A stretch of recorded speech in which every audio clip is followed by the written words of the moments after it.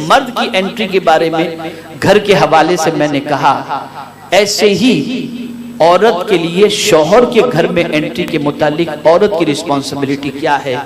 तो मेरे आका सल्लल्लाहु अलैहि वसल्लम ने इरशाद फरमाया कि अच्छी औरत वो है कि जब शौहर उसे देखे तो खुश हो जाए, खुश हो जाए शौहर। औरत चाहती है मेरा शौहर किसी और को न देखे। तो मेरी बच्चियों, मेरी बहनों, तुम ऐसी रहो ना। तुम्हें तो बाहर शॉपिंग के लिए जाना है तो मेकअप करना है, और शौहर के आने के वक्त तुम्हें सर पर पट्टी बांध करके बैठ जाना है, और तुम्हें जो है अमृतंजन बाम और विक्स और आयोडिक्स लगा करके बैठ जाना है कि शौहर आए तो पता चले मेरा सर फट रहा है। और अगर कोई कह दे चलो बाहर जाना है तो फौरन मेकअप तैयार करके टैबलेट लेकर निकल गई। नहीं, आपको संवरना है शौहर के लिए। शौहर की नजर जब आप पर पड़े वो खुश हो जाए, उसे बेपनाह मसरत हो कि अल्लाह ने इतनी अच्छी बीवी मुझे अता फरमाया। और इसी तरीके से औरत की रिस्पॉन्सिबिलिटी ये भी है कि शौहर जब घर में आए तो उसका वालिहाना इस्तकबाल करे, सलाम करे, उसके हाथों से सामान हो वो ले ले, उसे उसकी जरूरत पानी पेश करे, चाय पेश करे। ये अखलाक की जिम्मेदारी है, ये अखलाक की जिम्मेदारी।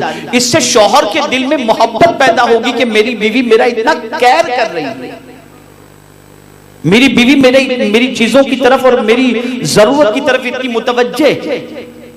अब आप देखिए ना, कुरान मुकद्दस में अल्लाह ने घर को भी सुकून का जरिया बताया। वल्लाहु जअल लकुम मिन बुयूतिकुम सकना, उसने तुम्हारे घर को जाए सुकून बनाया, ठहरने की जगह बनाया। अल्लाह ने घर को भी सुकून का जरिया बनाया है। लेकिन बहुत सारे मर्द घर जाना ही पसंद नहीं करते, रात के 3-3 बजे तक बाहर घूमते रहते हैं, क्योंकि समझते अभी घर में जाएंगे तो कयामत होगी। ये मंगाई थी, ये नहीं लाए, ये चाहती थी, ये नहीं लाए, ये सारी चीजें होती हैं। तो नहीं, औरत अपने घर का एनवायरनमेंट ऐसा बनाए कि शौहर जल्दी से घर आने की फिक्र करे और उसे घर में सुकून मयसर हो। ये ना हो कि वो घर के अंदर सुकून की बजाय अपने लिए ये सोचे कि अभी घर जाऊंगा तो अभी शिकायत का अखबार शुरू हो जाएगा, इसने ऐसा किया, उसने ऐसा किया, ये किया, वो किया। नहीं, औरत की रिस्पॉन्सिबिलिटी ये है कि वो अपने दिन भर के सारे मसाइल को और सारे मसाइब को एक तरफ रख दे। शौहर जब घर में आए तो वेलकम करे और अच्छी तरीके से मुस्कुराकर उसका इस्तकबाल करे, और शौहर को ये महसूस हो कि मेरा घर मेरे लिए जन्नत है, कि मैं घर में दाखिल होता हूं तो मेरा सारा टेंशन दूर हो जाता है। मेरे प्यारे आका सल्लल्लाहु ताला अलैहि वसल्लम के प्यारे दीवान, यहां एक वाकया मुझे एक सहाबिया का याद आ रहा है। एक सहाबी अपने बच्चे को बीमार छोड़कर तशरीफ ले गए थे। उनकी गैर मौजूदगी के अंदर बच्चे का इंतकाल हो गया। सहाबी रात को लौटे, बीवी को एहसास था कि मेरे शौहर बहुत थके हुए हैं। आते ही शौहर को ये टेंशन देना कि बच्चे का इंतकाल हो गया है, वो मुनासिब नहीं समझी कि दिन भर के थकान के बाद अगर मैं अपने बच्चे के इंतकाल की खबर इनको दूंगी तो शायद ये टेंशन में आ जाएंगे। तो शौहर ने पूछा कि बच्चे का क्या हाल है। तो वो सहाबिया कहती है ये पहले से बेहतर है, यानी पहले तड़प रहा था बीमारी की वजह से, लेकिन अब रूह कब्ज हो चुकी है तो वो तड़प खत्म हो चुकी है, रूह परवास कर चुकी है। शौहर ने कहा कि बीवी ने कह दिया, समझा कि बीवी ने कह दिया ठीक है, सहाबिया थी। शौहर के दिल में उनके साथ सोहबत का ख्याल हुआ, अपनी ख्वाहिश उन्होंने रात को पूरी करने की भी इजाजत दी बीवी ने, और दोनों ने ख्वाहिश पूरी भी की। सुबह जब हुई तो अपने शौहर से बीवी को कहती है, मेरे सरताज ये बताइए, अगर हमारे पास कोई अमानत रखे और वो अमानत हमसे तलब करे तो हमारी जिम्मेदारी क्या है कि वो अमानत उसे दे दी जाए या अमानत न दी जाए। कहा दे देनी चाहिए।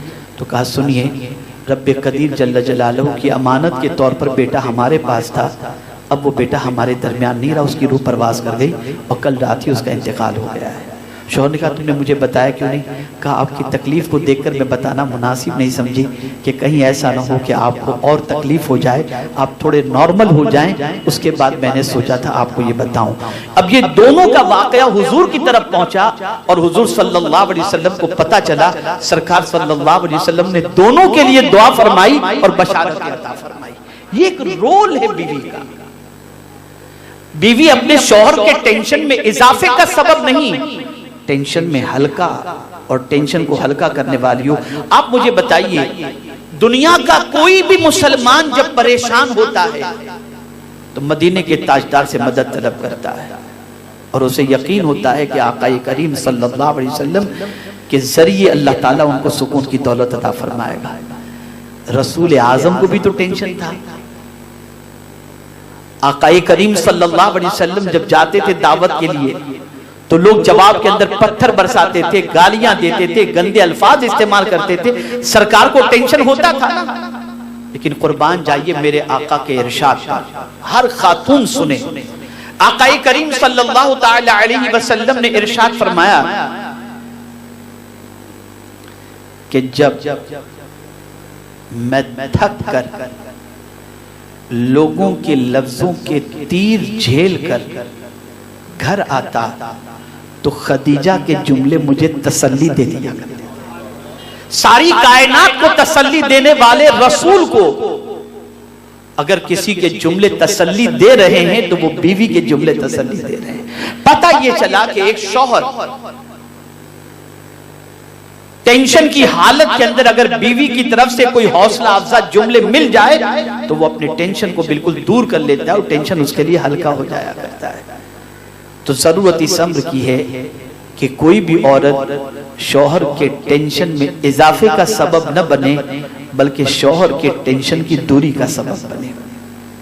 आज हमारी बहनों का हाल ये है कि वो इस चीज की फिक्र नहीं करती कि शौहर खुश है कि नाराज है, उसे क्या अच्छा लगता है कि क्या बुरा लगता है। याद रखें, अगर कोई शौहर इस हाल में रात को सोया कि वो अपनी बीवी से नाराज है, बीवी से नाराज होकर अगर कोई शौहर रात को सोया और बीवी भी सो गई, सरकार फरमाते पूरी रात उस औरत पर फरिश्ते लानत भेजते हैं। पूरी रात फरिश्ते लानत। इसलिए बीवी की रिस्पॉन्सिबिलिटी यह है कि वो अपने शौहर को नाराज करके न सोए, बल्कि अगर कुछ 19-20 वाला मामला हो भी जाए, कुछ नोक झोंक हो भी जाए, तो सोने से पहले माफी तलाफी कर ले ताकि रात भर फरिश्तों की तरफ से मिलने वाली लानत से वो बच जाए। तो ये सबसे